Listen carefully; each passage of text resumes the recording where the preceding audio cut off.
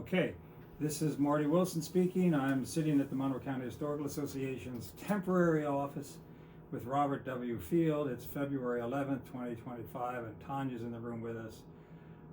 And so, Robert, let's start with where and when you were born and who your family was, your parents. I was born on May the 18th, 1936 at the East Stroudsburg General Hospital. My parents were Thelma Metzger Field and my father was Robert H. Field. Now, these are names that go way back in Monroe County. Well, the Metzgers go back to at least before 1780. What do you know about that? Well, my grandfather always said that Caspar Metzger served in the Revolutionary War, and they couldn't pay the soldiers, and they gave them land up above the Blue Mountain, which was like giving you land on the moon, I guess. And Caspar Metzger took his land over in Cherry Valley and came up there. And he is buried in the old cemetery behind the Christ Hamilton Church at Hamilton Square. Yeah, okay. And then his son Nicholas moved to Snydersville at the intersection of now 33 and 209 on a farm. And the other side of our family then originally were Hinkels from Lower Nazareth. And they came up here and bought the farm that we've lived on for 195 years in 1830. And at that time, the northeastern Belmont Pike, which runs right through our farm, was designated a toll road in 1815, and that ran from Easton to Belmont. And Belmont is the nosy person I am, I had to go to Belmont. And it's a little group of about half a dozen houses up in northern Wayne County above Bethany. Isn't that interesting? They named a road after this town that I guess they expected to grow into something, but it never did. It didn't grow much. Yeah. And then the Hinkels came here, and then Philip Metzger, who was Caspar Metzger's grandson, married Angeline Hinkel, and they farmed with the Hinkels on the Hinkel farm, and that's how we got there. Now, you keep saying we, so this is where you live, this is where you grew up on this farm? Yes, I did. I have. And this is Snydersville, near the intersection of... No, that was Nicholas Metzger's farm. Okay, what farm are you? We are on, well, basically the Eastern Belmont Pike, a mile and a half above Snydersville and a mile and a half below Bartonsville. Oh, okay. All right. And then, well, now I lose my train of thought. Philip Metzger married, like I say, Angeline Hinkel, and they farmed together with her father and her brother, and they had 220 acres. And when John Hinkel passed away in 1872, the farm was divided exactly in half, including the barn. They built the barn in two identical pieces, and the line went right through the middle of the barn. Okay. And there's a stone wall between their half and our half. And in order to get from their half into our half, you had to walk out a door, out in the barnyard, walk across the barnyard, and in another door. Was there friction between the families, or you just did it that way for... That, well, that's how they divided it up. Yeah. I never heard of any friction. Yeah. Well, they all worked together, Yeah. and they had a team of horses and a couple of cows on the Hinkel side, and they had a team of horses and a couple of cows on the Metzger side. And then John Hinkel built his daughter Angeline a house on the Bartonsville side of the barn, and the Hinkels lived on the Snydersville side of the barn. And Angeline Hinkle passed away in childbirth in 1848, and my grandfather always said she was the second person buried at the cemetery of Bartlesville. How about that? I'm a little surprised that you remember all these dates, remember all these names. Well, I'll tell you, I lived the early part of my life with my grandparents, most of the time, and my grandfather would talk and we would work, and he would say, well, this is what happened here, or we did this over here, and I was always interested, and that's how it went. Well, then when Angeline Hinkle Metzger passed away, her brother, which would be my great grandfather, my great great grandfather Philip Metzger, brought his sister Lydia up from Snydersville, and she raised his children for them. And the one, well, when she passed away, she died in childbirth, so there was a baby to take care of besides. Well, the baby survived. And she, yes, and she, and that's how. And then it went from John Hinkle to Joe Hinkle, which was John's son, and then Jim Hinkle was the last Hinkle to have that side of the farm, and that was sold twice. And then in 1927, Thomas Hawks, a lawyer from Philadelphia, bought that farm, and my grandfather my grandfather always farmed, but he also became Mr. Hawks' foreman, and they built roads and all kinds of good things. So you grew up on this farm that you're describing. Yep. You said you were living with your grandfather. Were your parents there? Or? My parents lived in town, but my mother worked at the hosiery mill, and my grandmother always said, well, I lived with my grandparents through the week. And my grandmother said on a lot of occasions, my mother would come and pick me up at Friday night at 4 o'clock, and at 6 o'clock she would bring me back because they wanted to go someplace. And I spent, the early part of my life mostly with my grandparents. Okay. And I had an aunt that was there, and she was 11 years older than I am. And well, wherever my grandfather went, I was there. Did you have brothers or sisters? I have 2 brothers, but they were born later on. So they didn't live on the farm with you? Not at that time. Yeah. Then my grandfather, during the Second World War, in 1942, I think it was, he was riding the binder, and he got sick and developed lateral sclerosis, and they said he would not live or work again.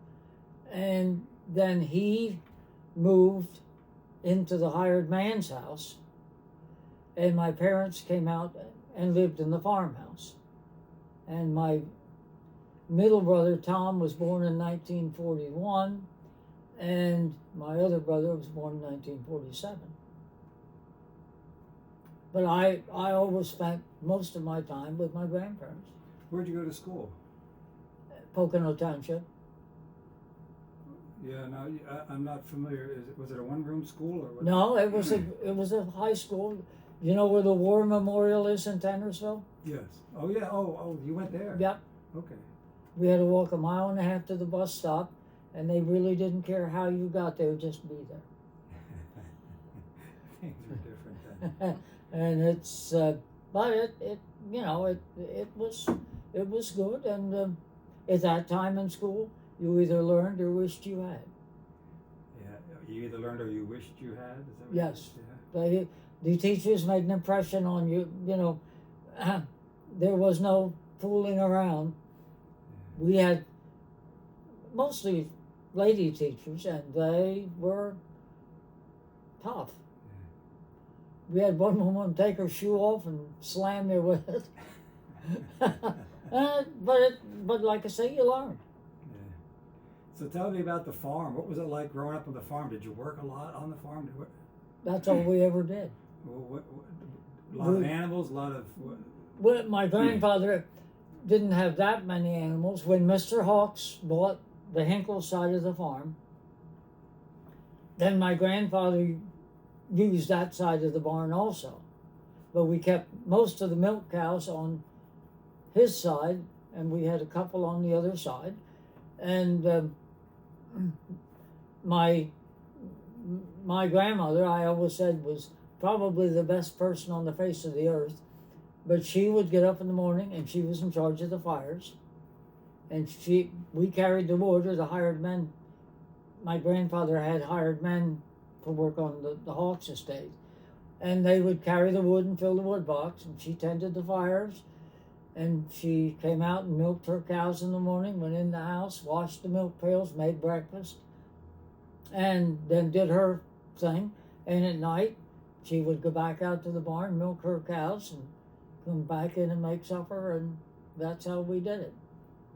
What was a typical day like for you? Well, I mean, during the school year, you must have gotten up early. And did you have chores before school? well, after my grandfather got sick, he sold the milk cows and the horses. Okay. Most of the milk cows. And when I was younger, we did not have that much livestock. And then I always liked the farm. I built a little barn. I had a barn up in the woods and hauled hay on my wagon, and which I still have. I don't have the barn, but I got the wagon. Mm-hmm. And well, that we never went any place to. I don't ever remember my parents going any place to eat, and my grandparents surely didn't. And you know, that's what we did. We enjoyed it, and that's what you did. And my first job was we pulled hay up in the barn. But well, let's put it this way: after my grandfather sold the horses, he had built a homemade tractor out of a 1926 Hudson Super 6 touring car. It belonged to one of the neighbors who was in the bootleg business, and they wrecked this car. And he got this car, which we have pictures of. And he made it was like a tractor trailer almost.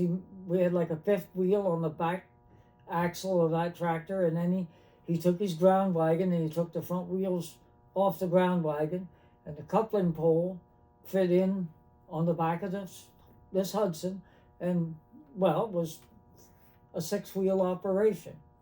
But anyhow, that would all come off, and to pull hay up, they would pull it across the northeastern Belmont Pike. That tells you how many cars there were.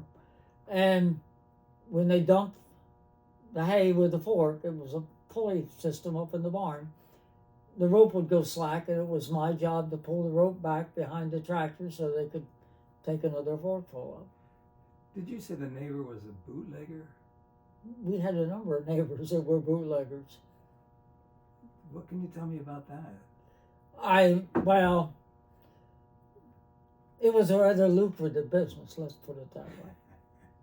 Where did they sell their hooch or whatever? Well, I'm assuming from what I gathered, they had these cars like this Hudson, and they would haul it to the city. And they had that old Hudson would move. Oh, the motor was like that. And that was more profitable than farming. My grandfather never was a bootlegger. My grandmother was very against that, but we had neighbors that weren't that against it. No kidding. Wow. So anyway, getting back to the farm, a lot of hay and other crops. I mean, what was it? Until I was in high school, the only tractor we had was that Hudson.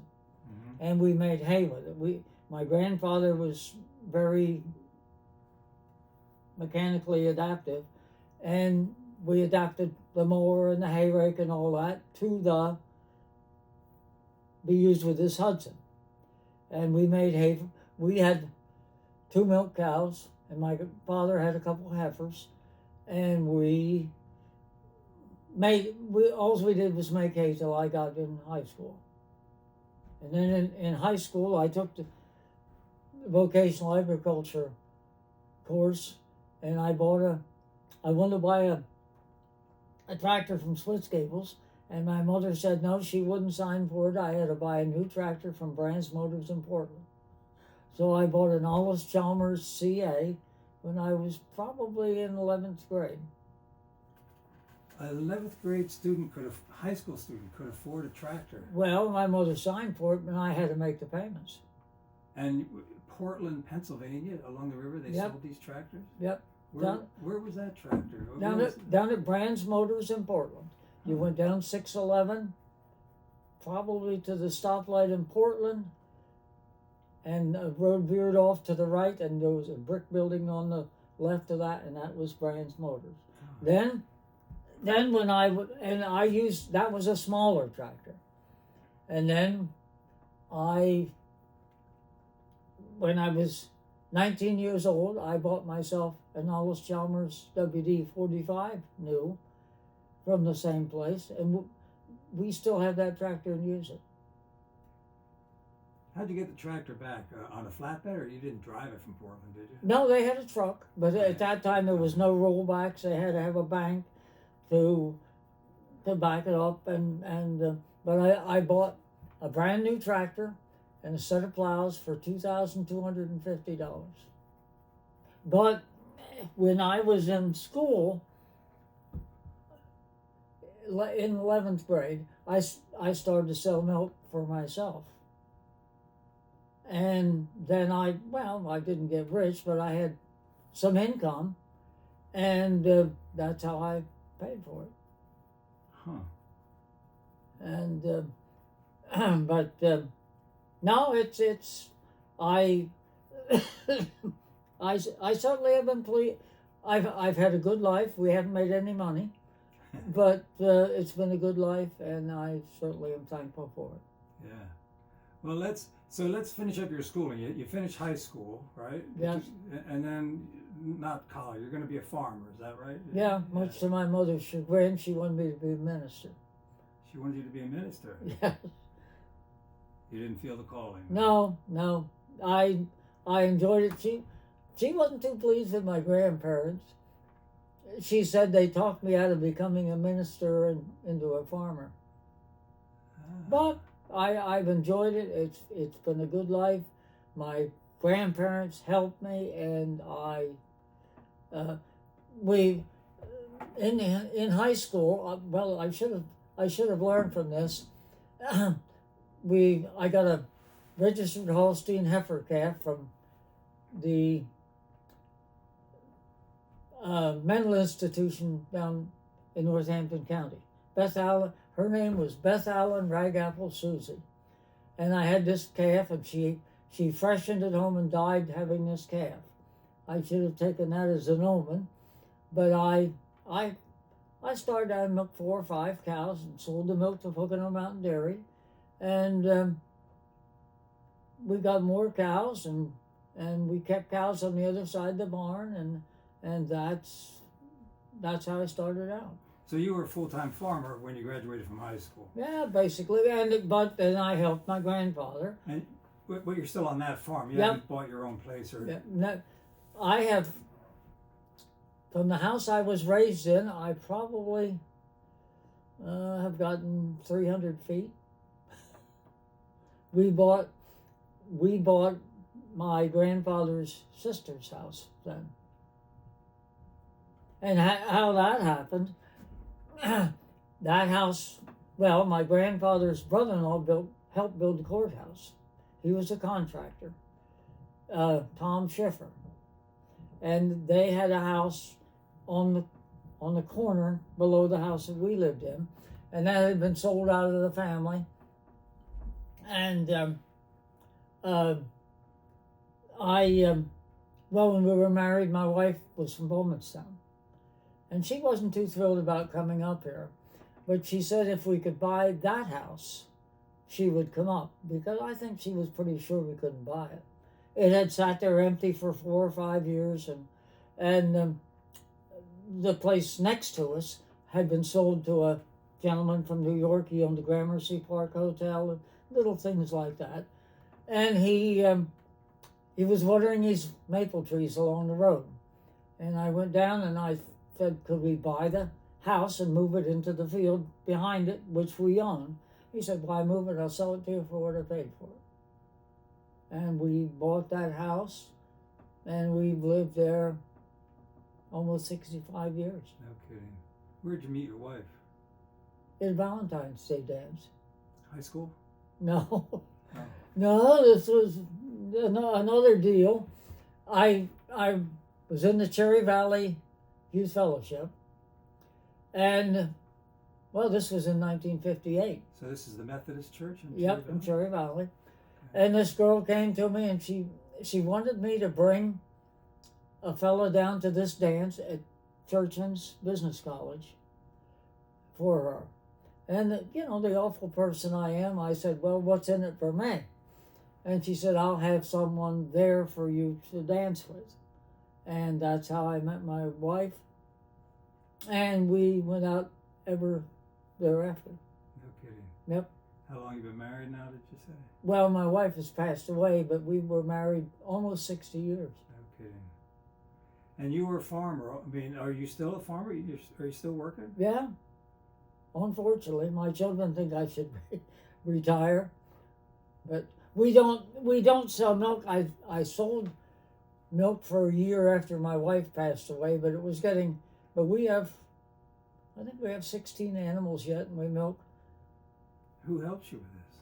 Well, I have a son that lives at Hamilton Square, Okay. and he throws the silage down, and he feeds it Thursday night and Sunday night, and I feed it the rest of the time, and then he helps. And then for our children, we give them a steer every year for helping us.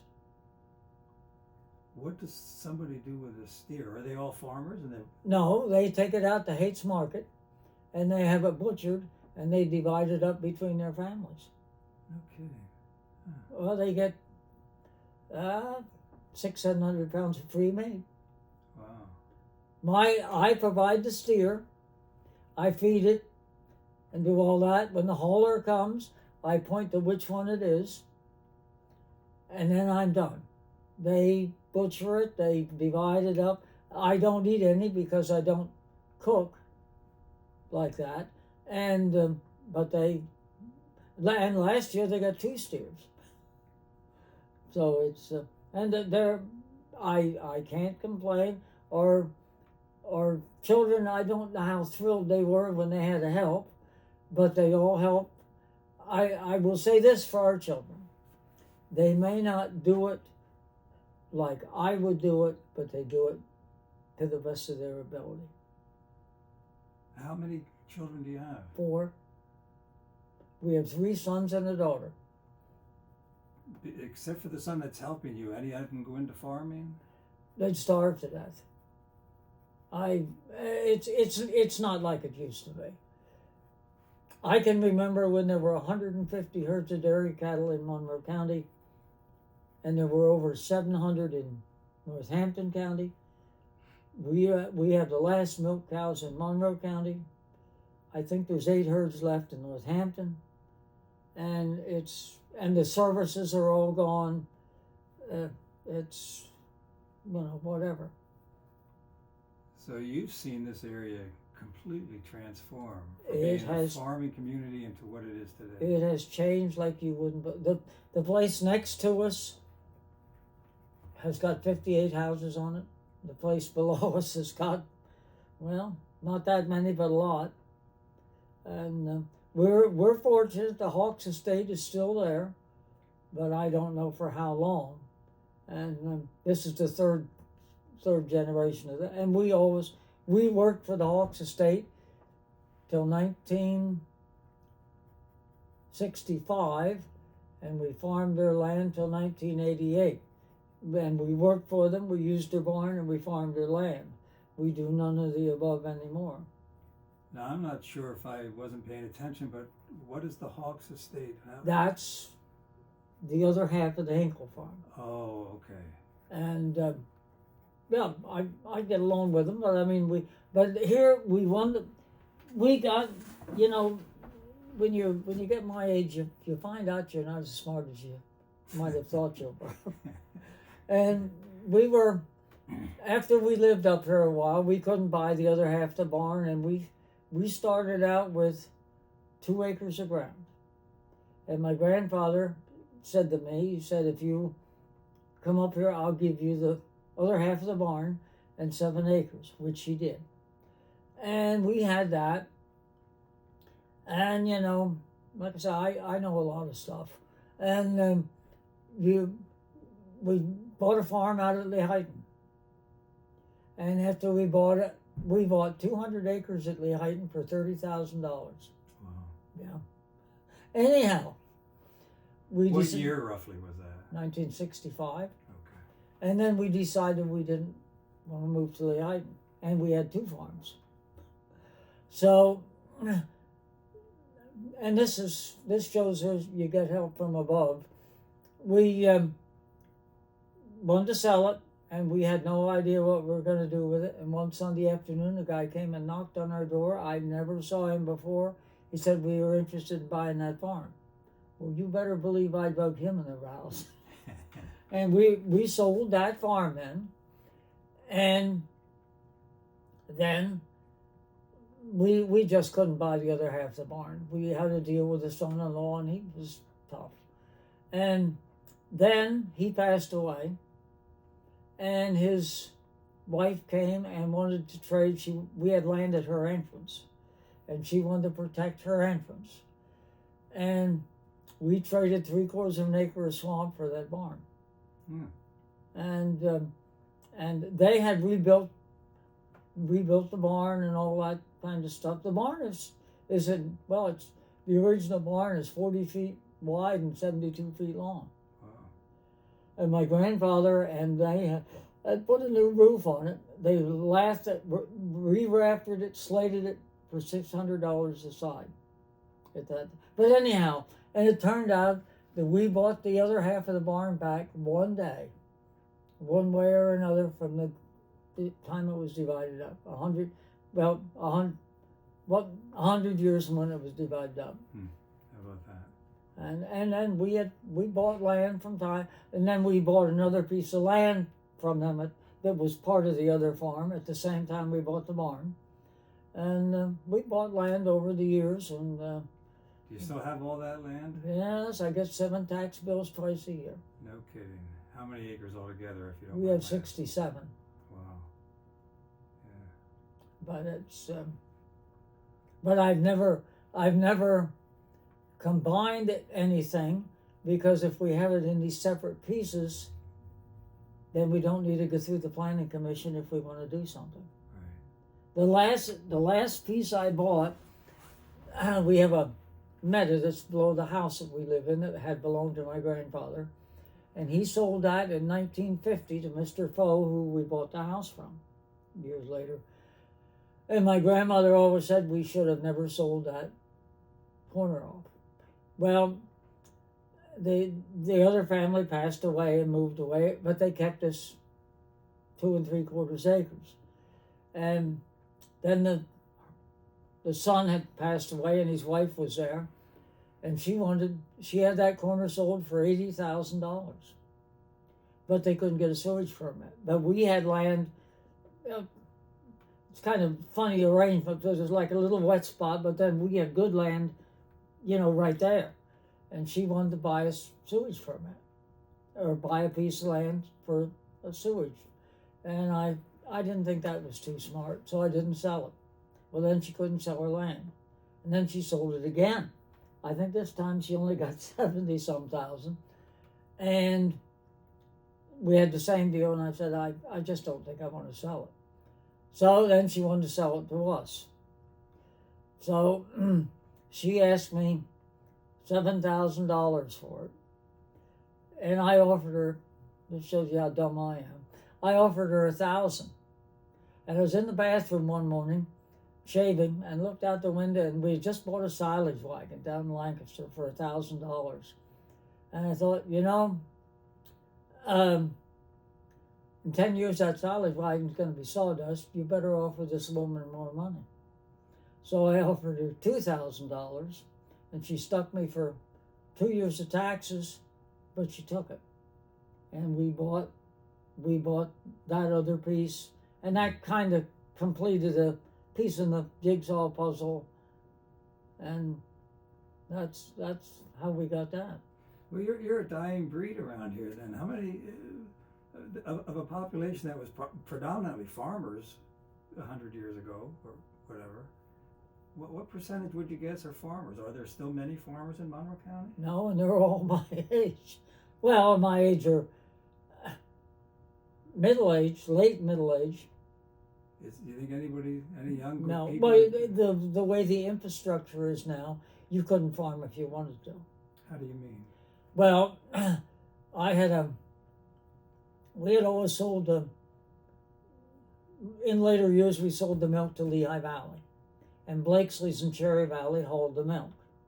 Well, then when Blakesley's went out of business, then they started getting companies from away, and I had a major heart operation in 2007, and our hauler was from northern Wayne County, but they came down Route 80 because they went to farmland. And see, we're right at the intersection of 80 and 33. So they would pick the milk up. But then that changed, and they still haul in below Bangor a couple of farms, but you couldn't get anybody to pick the milk up. How about that? So You'd have to bottle, you'd have to sell it raw, or put in a little pasteurizing plant and do it yourself.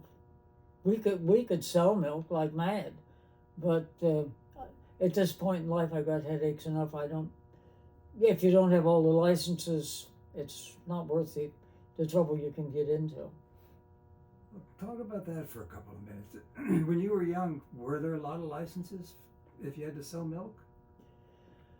We sold our raw milk to Dietrich's at Snydersville, and they were probably the biggest bottler in Monroe County at that time.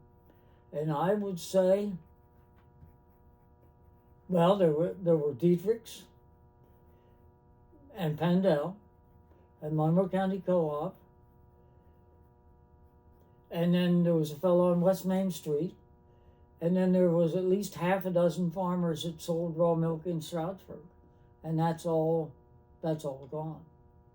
I assume it's illegal now to do that, right? Unless you have the proper licenses. And the thing of it is, I drank raw milk for 89 years, and I'm still here.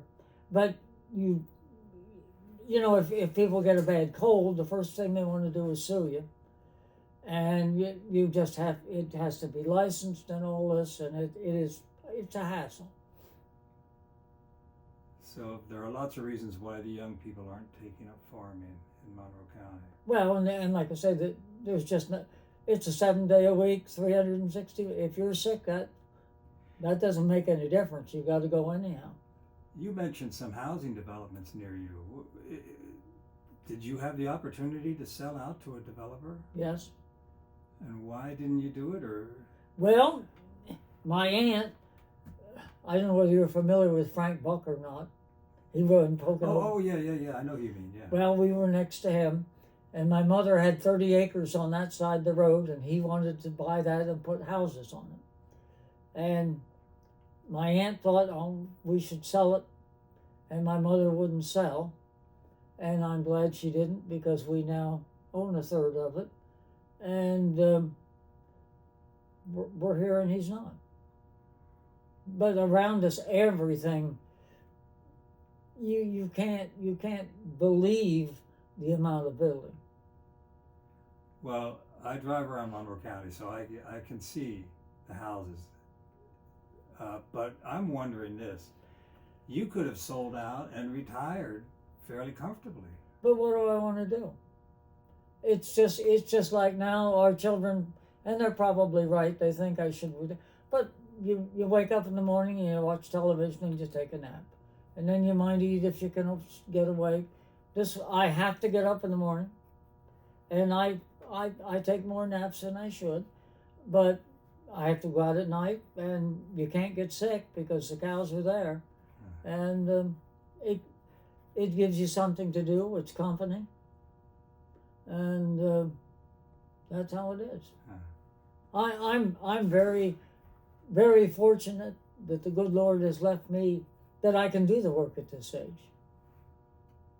And I plow. I do the plowing.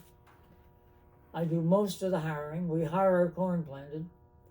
I mow all the hay. I ted most of it. I rake most of it. I bale 95% of it. And the boys unload it. And I fill silo alone. It's all mechanical. And I've got nothing else to do. That's about as dumb as you can get. I don't know if that's dumb, but But you talk about farming. Blakesley's Orange Valley, they at one time had a big operation. It's all gone. Everything. There's a couple of farms in the West End yet, but and the fellows aren't young. There's, I think, 4 different operations in Jackson Township, and they're, well, over 60, the youngest one. Mm-hmm. And nobody sells milk. There's some steers around and stuff, but yeah, you do what you do. Do you have some kind of community with these farmers? Is there some kind of grange or something? Well, I know them all, but I pest the Miller boys. They help us move cows and things like that around. And then we have a fellow that helps us a couple hours a week in the barn, and he does odd jobs and stuff for it. And the boys are there, and mm-hmm. You know, we have, and the grandchildren help unload hay, and you know, this is how it goes. Was there a grange, or was there some kind of organization of farmers in the old days that doesn't exist anymore? There was a Cherry Valley Grange and a Mineola Grange. The Cherry Valley Grange is in Stormsville. It's now a house, and the woman that owns Josie Porter Farms or something lives in. We used to go to square dances there every Saturday night. No kidding. Yes, but that ended, well, probably around 1960 or before. So you've seen a lot of changes in Monroe County. I've seen a lot. I can remember when there were over 40 herds of cattle in Hamilton Township, and there were 150 herds of cattle in Monroe County. And there, like I say, and there were 700 in Northampton. I used to go with Blakesley's to haul the milk, and we would go these places. You know, it was just here and here and here, and now there's nothing. As a young person, did you go into Stroudsburg very often? Yes, and Stroudsburg at that time was civilized. What do you mean by that? Well, you could. We went to the movies, either in Stroudsburg or East Stroudsburg. And then we would come up, well, not this far up to Candyland and get ice cream, and you could walk up and down Main Street, and you know. Let's put it this way: I leave Stroudsburg long before the sun goes down now. I have no reason, but it's that different. Yeah. My wife was the organist for a time at Shawnee Presbyterian Church, and she had to drive back through Stroudsburg Thursday nights after choir practice, and she got so that she really didn't like that. And but it has changed. I don't know if it's changed for the better or not. You know, a lot of people have told us about, was it Friday night that Stroudsburg was open, all the stores were open. Did you ever come in on a Friday night and were you part of that scene? Well, I do know at Christmas time the stores were open. We came, now you ask me a good question. I don't know how much they were open Saturday nights, but there were nights that, well, Stroudsburg at one time was a going operation. Yeah. Tell me about that. And like I said, it has changed. A lot of people on the streets back then. The sidewalks, on occasion, were full. The Wycuff store was full, Mm-hmm. and like I said, it's not that way anymore. It's very different. I can remember where the Stroud Mall is. That was Billy Weiss's cornfield, and it's well, that's losing its appeal also. What's that? The mall? the malls. Oh yeah. They shop online. I had no computers, no any of that stuff. I don't get into that. But you talk about this. My grandmother, on occasion, would help her cousin at a boarding house at Bartonsville, and at that time there were boarding houses around, and I guess she could hold 30 people. And when she was hard up for a cook, my grandmother would cook for her, and the house sat, well, up against the road, and the barn sat right across the road, and they had cows in the barn, and they milked those cows to feed the guests at the boarding house. They had pigs over behind the barn. Chickens ran up on the porch. They drank the raw milk, and there were a number of places like that around, and nobody ever got sick. And now the DEP would have a heart attack. Who were these young? I assume young men lived in these boarding houses, right? It wasn't women so much. Single men or? No, it was the one at Bartonsville was Pecona Farm, and that most of them were run by, well, they were all run by women. They were run by women, but who was staying there? They would get guests from the city. Oh, I see. Oh, I see what you're saying.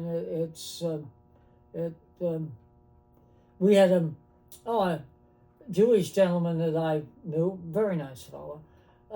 He would talk about, well, Beeler's boarding house, they didn't accept Jewish people. But the reason was they cooked everything on a big gas stove about the size of this table, and they couldn't make kosher food. They didn't have the facilities to serve those people. It wasn't that they were against them. It was just that it didn't work. But and then we farmed Beeler's farm for my grandmother's cousin. Now you know where the Nissan garage is at Bartonsville? Mm-hmm. All that ground across the road where those trees are, we farmed that. Huh. There wasn't a stone in there. But that's and you could drive. We drove. Well, she was off 611. You'd pull out to the 611. You'd turn and go on 611 up the road a little ways, and that was no problem. You pull your hay wagons up through, and that's what you did. So there's a lot more traffic these days. There is more traffic, and they are more excited. More excited. Yes, they're in a hurry. They're in a hurry. I can remember when they built 611. You're talking about 9th Street up through Stroudsburg. I'm talking 611 up through Tannersville, Mount Pocono. Yeah. Yes. Well, there was a road there before. But... There was a road, but they changed parts of it. Oh, I got you. Okay. But when we went to school, there were 13 in my graduating class at Tannersville, and 4 of them came from Jackson. And well, they hauled into Pocono with 4 buses, 2 Internationals and 2 48 passenger Chevys, and a bus from Jackson came over and brought the high. You knew most of the high school kids. You knew their parents, or who they were at least. And it's I think we were I think we grew up in the best part of times. Okay. Do you want to elaborate on that? I can guess why you say they were the best, but because you knew people, you had community. It was a different way of life. Yeah. I can remember when the Japanese attacked Pearl Harbor. My parents lived on West Main Street, and we had one of these radios that's big high thing, and it came over the radio about the Japanese. And I can remember when they tore up the Wilkes-Barre and Eastern Railroad. I stood on the porch and watched them. They came in behind Peeney's golf place. That's where the railroad came to. Mm-hmm. They came in there, and I watched. They tore it up from Wilkes-Barre this way, and I watched them. I remember watching them. We didn't own it, but we farmed land at Barton. We had railroad ties, hundreds of them, and but that, and nobody stole anything. Yes. And if you did, it was, we had a neighbor, and well, not everyone was perfect, and there was a gang went around and stole chickens, and then they would have these parties at their whatever, and the next door neighbor, his barn caught fire. They had like a smoker, and there were chickens in the barn, and somehow they managed to set the barn on fire. Well, they went down to Cherry Valley to steal chickens, and a fella saw them coming out of his chicken coop. One of them didn't make it. He shot him. No kidding. Killed him. And at that time, well, he didn't die instantly, but he didn't steal any more chickens. Let's put it that way. How about that? That's and there were no legal ramifications for that. No, never that I heard. Huh. He wasn't. Well, the guy had no business there, and that's what happened. Yeah. What are the big changes? What are the biggest changes? I think all the people and the. I don't say this nastily, but we went around playing basketball in Monroe County, not in Stroudsburg. We just never saw a black person, and nothing against them. There just weren't any here, and I mean it's changed. We went up to Coolbaugh, we went to Tobyhanna, which is Coolbaugh Township, and if they had a little over 100 students in their school in grades 1 to 12, it was a big year.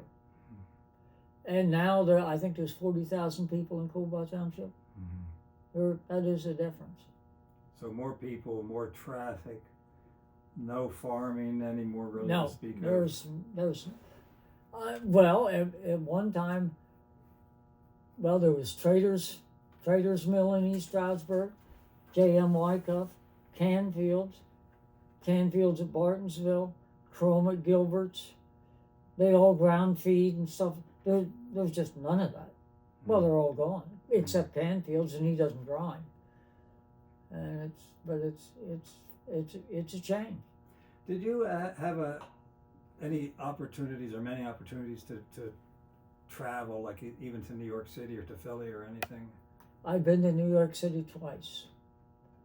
I went with the church and our boys to a baseball game to see the Mets, and our basketball team from high school went to the NCAA tournament at Madison Square Garden. Yes.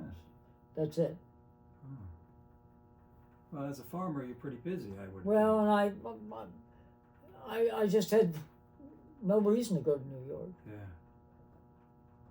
Well, you've lived a pretty interesting life. Really, this is very interesting. Are there some questions I should have asked you that you wanted to talk? Some things you wanted to talk about? Not that I can think of at the moment. I've enjoyed this. It's and like I said, I've always been interested in history in our family, and being that we've been in the same place so long, we have stuff around that that's rather old. Well, you have roots in the area, that's Yeah, for sure. yeah, Goes back to the Revolution. yeah. Well, that's a good note to end on. All right, so Well, if you have any questions to ask me, I've enjoyed talking to you, and I apologize for bothering you and boring you. Oh, no, not at all. Fascinating stuff. Well, thanks very much. I guess we'll end it now. Well, thank you. Thank you.